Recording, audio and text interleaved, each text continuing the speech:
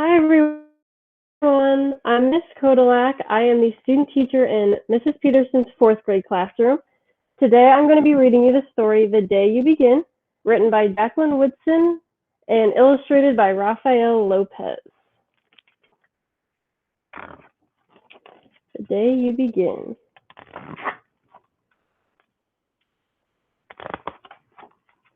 There will be times when you walk into a room and no one else there is quite like you. Maybe it will be your skin, your clothes, or the curl of your hair.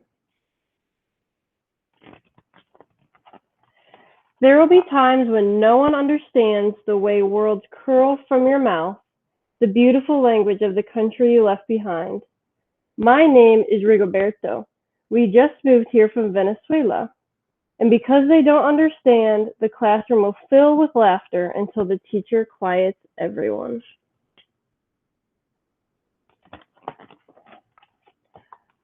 Rigoberto, from Venezuela, your teacher says so soft and beautifully that your name and homeland sound like flowers blooming, the first bright notes of a song.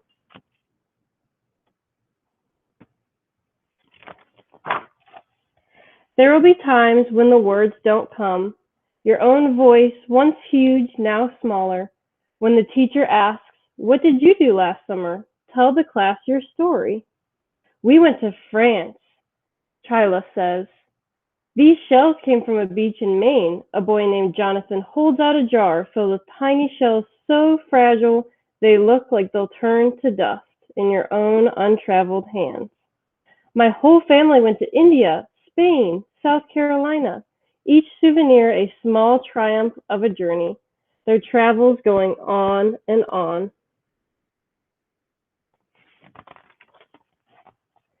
And as you stand in the front of the room, you can only remember how the heat waved as it lifted off the curb, and your day spent at home caring for your little sister, who made you laugh out loud and hugged you hard at nap time. You can only remember the books you kept on reading long after she had fallen to sleep. And in that room where no one else is quite like you, you'll look down at your own empty hands and wonder, what good is this when other students were flying and sailing and going somewhere?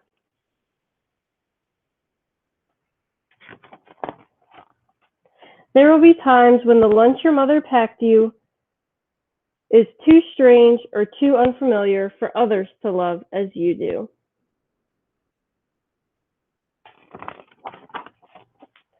When even your own friend Nadia will wrinkle her nose and say, "What's in there anyway?"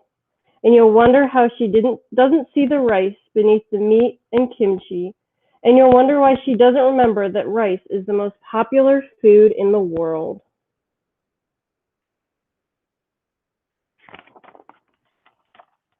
There will be times when the climbing bars are too high, the run is too fast and far, the game isn't one you can ever really play. "I don't want him on our team." "You can watch." "Maybe you can have a turn later."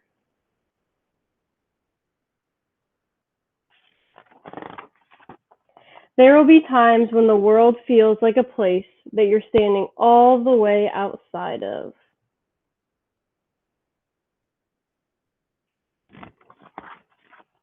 And all that stands beside you is your own brave self, steady as steel and ready, even though you don't yet know what you're ready for.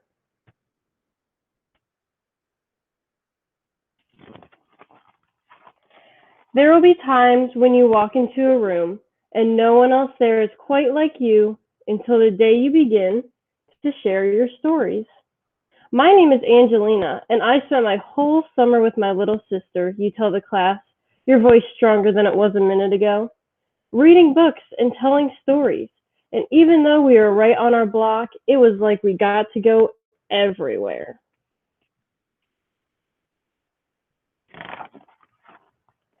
"Your name is like my sister's," Rigoberto says.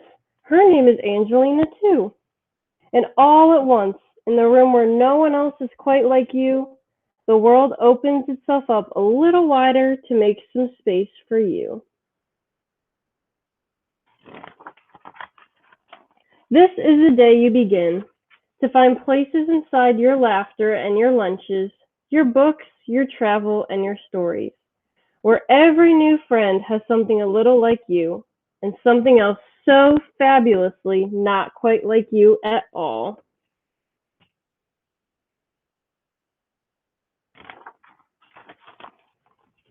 The end.